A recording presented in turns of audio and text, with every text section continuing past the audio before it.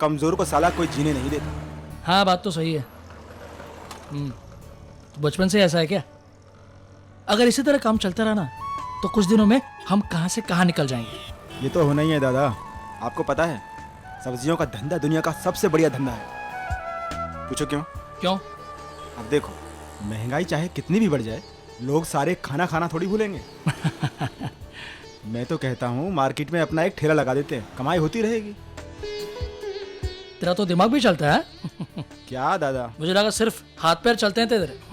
दादा मुंबई में रहना है ना, तो अपन का हाथ चलाना बहुत जरूरी है। यहाँ कमजोर को साला कोई जीने नहीं देता। हाँ बात तो सही है। तो बचपन से ऐसा है क्या? ठीक है चल देखते हैं, बस आती होगी। सुन, कलेक्शन ठीक से करना। कलेक्शन याद रख, हम ये कौन है? अजीत? अरे अजीत तू यहाँ? राकेश, अरे कैसा है तू? फर्स्ट क्लास यार, तू कैसा है? बस मजे में। क्या चल रहा है? कहाँ है आजकल? अरे कहाँ मतलब क्या यार, जहाँ पर पहले था वहीं हूँ आजकल। पूरा दिन ऑफिस में और रात तो तुझे पता है ना। तू साला नहीं सुधरेगा। तूने सुधर कर देख लिया ना, तुझे क्या मिला? वैसे कर क्या रहा है आजकल? कुछ नहीं, छोटा मोटा काम चल रहा है। मतलब पैसे इंटरेस्ट पे देना वगैरह। पैसे? क्या बात कर रहा है, 10-15 पेटी हमको भी दिला दे। अरे यार तू भी मजाक कर रहा है। क्या कर रहा है यहाँ पे?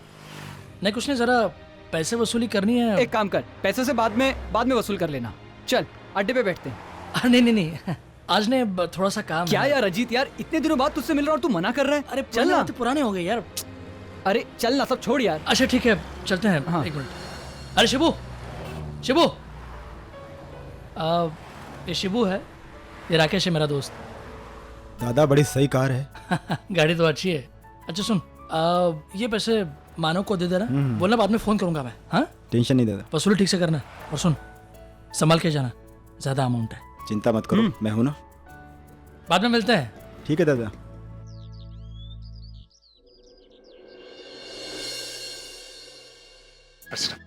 बैठो। Thank you. किस लिए? आज तुम्हारी वजह से मुझे इतनी ज्यादा खुशी मिली। अगर तुमने नहीं कहा होता कि आई के हाथ से उद्घाटन करो तो ना ही मुझे इतनी तसल्ली मिलती और ना ही इतनी खुशी। तुमने उनका चेहरा देखा था, वो कितनी ज्यादा खुश थी और बेटे के लिए कितना ज्यादा गर्व था उनके चेहरे पे। हाँ मानव, और आपकी आंखों में खुशी के आंसू भी देखे।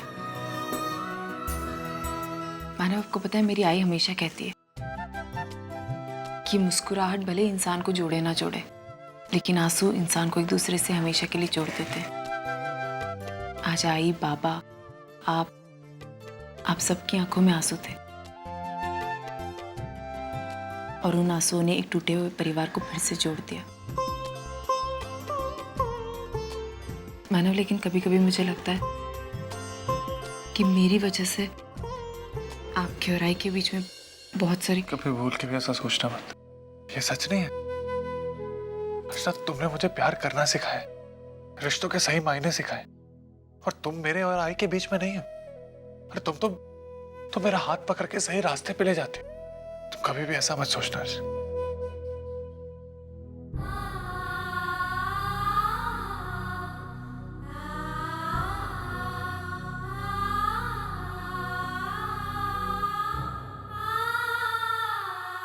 मानव, मुझे डर लगने लगा है। किस बात से? अपने आप से। मानव, इंसान बहुत अजीब होता है। खुशियां बहुत मुश्किल से आती हैं, लेकिन फिर भी इंसान को उसकी आदत हो जाती है। और दुख भर भर कर भी आते हैं ना, फिर भी इंसान को उसकी आदत नहीं होती। और मुझे खुशियों की आदत हो गई। तो अच्छी बात है, हमेशा अच्छी चीजों की आदतें होनी चाहिए। दादा ये लो आज का कलेक्शन। तू क्या करता हुआ आ रहा था बाहर से? वो तो कुछ नहीं दादा, वो सीटी बजा रहा था बस अपन। क्यों? वो क्या है दादा, आदत सी पड़ गई है। रात को घर जाते समय ना थोड़ा अकेला हो जाता हूँ, बहुत डर लगता है। इसलिए अपना दिल बहलाने के लिए और डर भगाने के लिए सीटी बजा लेता हूँ। लेकिन अभी तो दिन है ना। रात की आदत है दादा, ये दिन में थोड़ी ना जाएगी। अब एक बात ध्यान से सुन ले, अगली बार से सीटी बजाते हुए दिखा ना तो 2 थप्पड़ पड़ेंगे खींच के। समझ में? अच्छी आदत नहीं है ये। और हाँ, ये जितना भी कलेक्शन है ये कल से सीधे वहीनी के हाथ में देना, मुझे देने की जरूरत है। ठीक। लो बहनी। अरे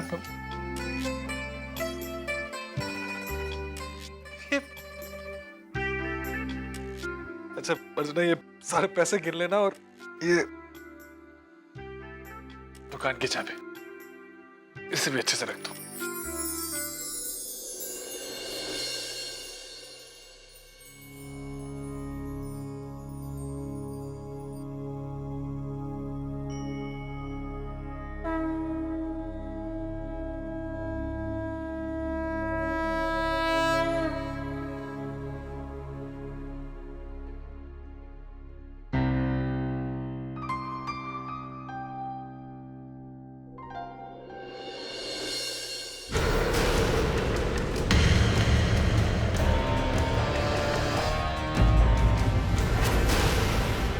वैशाली,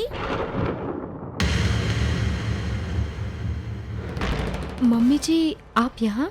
अरे ये बात तो मुझे तुमसे पूछनी चाहिए। तू कोल्हापुर से कब लौटी और घर क्यों नहीं आई? शायद धर्मेश ने मेरे बारे में झूठ बोला होगा। वो मम्मी जी, दरअसल मैं कल ही कोल्हापुर से वापस आ गई थी। वो क्या हुआ, मैं वहाँ पर रुकने वाली थी, लेकिन आई के अस्थमा के अटैक के बारे में पता चला तो मुझसे रहा नहीं गया, इसलिए मैंने सोचा मैं आ जाती हूँ। मम्मी जी, दरअसल मुझे घर पर आना चाहिए था, लेकिन आई की तबीयत खराब होने की वजह से मैं वहीं पर रुक गई। लेकिन मम्मी जी, धर्मेश को ये बात पता थी। चलो ठीक है, कोई बात नहीं।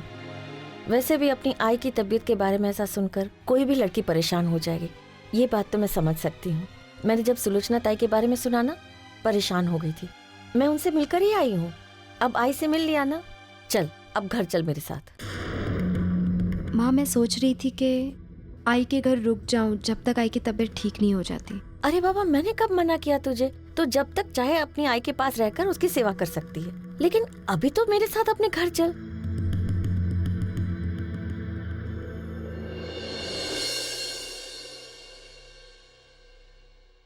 ताई, वर्षु, वर्षु तू यहाँ? वैशु कहाँ है ताई? वैशु मार्केट गई होगी, आती होगी। तू बैठ ना, मैंने सेवैयां बनाई, मैं अभी लेकर आती हूँ।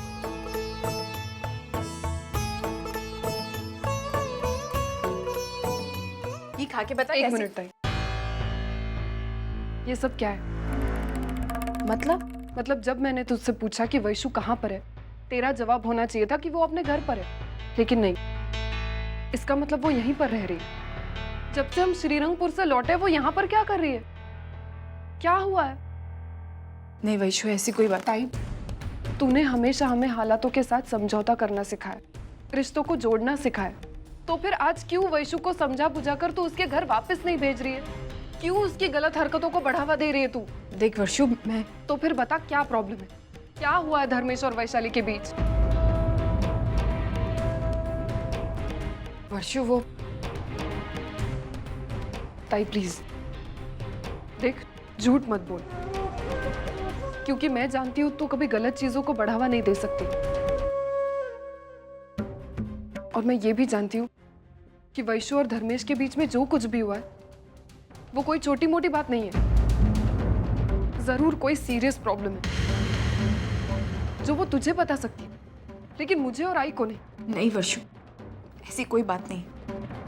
वैशु ने मुझे कुछ नहीं बताया, वो तो सारी बात मुझे पता चल गई, लेकिन इसका मतलब ये नहीं कि मैं तुझे सच बता दूंगी। लेकिन क्यों ताई? क्योंकि इसलिए कि ये वैशु की जिंदगी है और उसे लगा कि ये सारी बातें वो मेरे और मानव के साथ ही शेयर कर सकती। और अगर तुझे इतना ही जानने का शौक है तो तू जाकर वैशु से बात कर ले, मुझसे जिद मत कर, क्योंकि मैं तुझे कुछ नहीं बताऊंगी। ठीक है ताई, मैं जाकर वैशु से ही पूछती हूँ।